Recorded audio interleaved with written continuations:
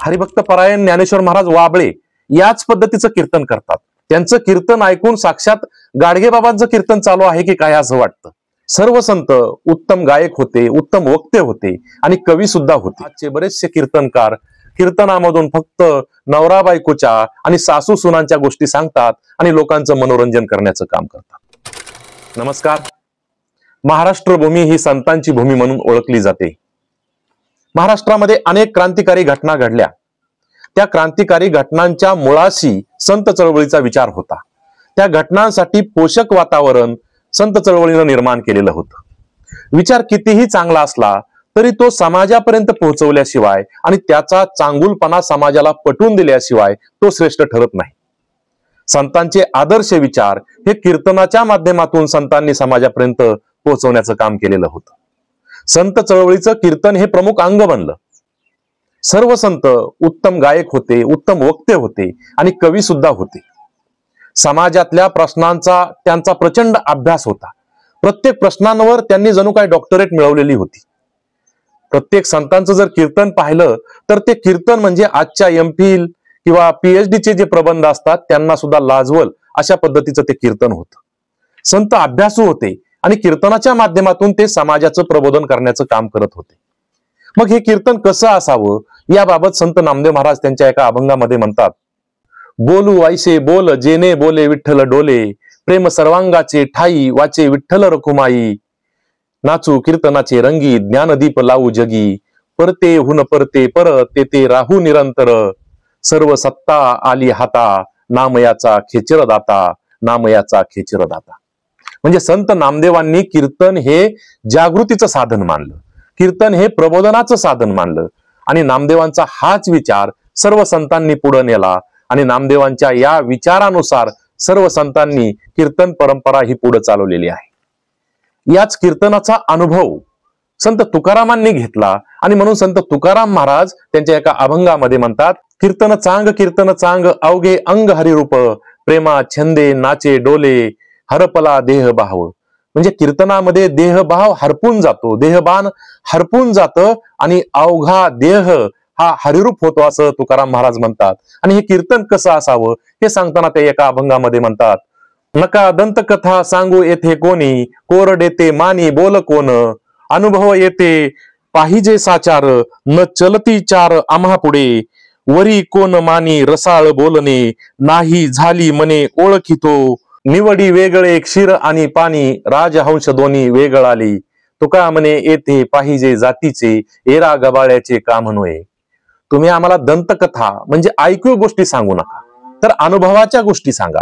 अनुभवाच्या गोष्टी आमच्यासाठी महत्वाच्या आहेत आणि अनुभवाच्या गोष्टी सांगा असं तुकाराम महाराज म्हणतात। म्हणून आजचे बरेचसे कीर्तनकार कीर्तनामधून फक्त नवरा बायकोच्या आणि सासू सुनांच्या गोष्टी सांगतात आणि लोकांचं मनोरंजन करण्याचं काम करतात।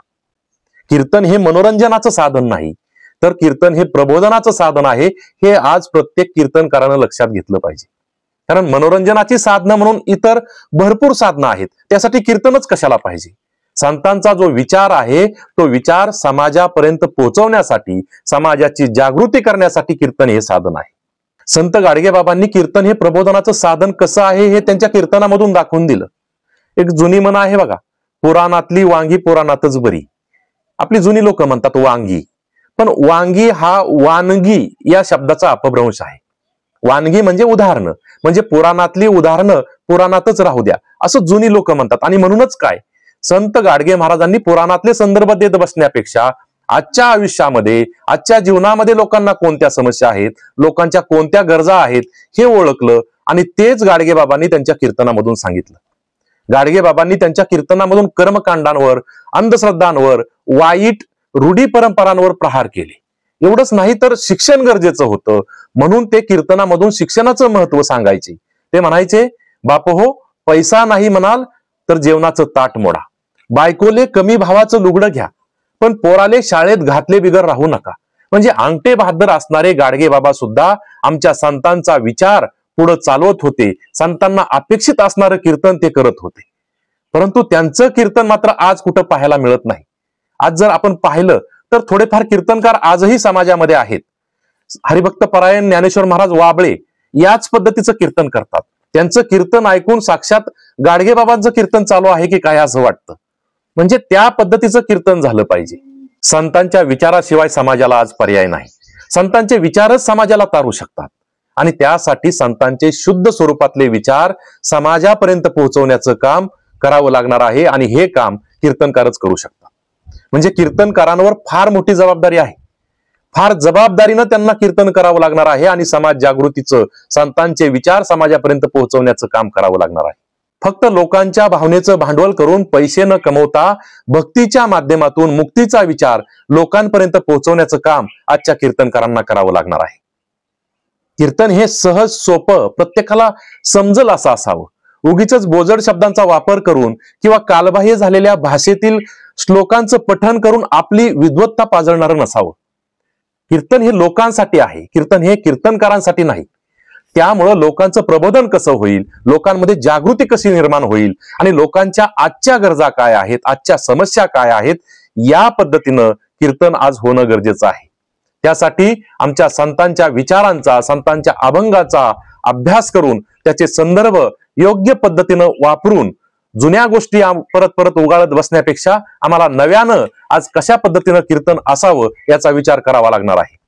बाकी संतांच्या परंपरेतील कीर्तनामध्ये काही बदल अभ्यासक कीर्तनकारांनी घडून आणलेले आहेत. कीर्तनामध्ये सुसूत्रता राहावी म्हणून त्यांनी एक साचा तयार केलेला आहे. ही चांगली गोष्ट आहे.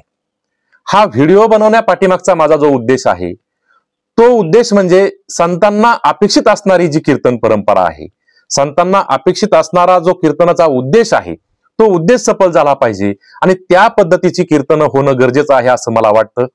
कीर्तन हे मनोरंजनासाठी नसावं, कीर्तन हे फक्त विनोद सांगण्यासाठी नसावं, तर कीर्तन हे समाजामध्ये जागृती निर्माण करणारं असावं असा संतांचा विचार होता आणि त्याच विचाराप्रमाणे कीर्तन झाली पाहिजे एवढाच एक प्रामाणिक हेतू माझा यामध्ये आहे.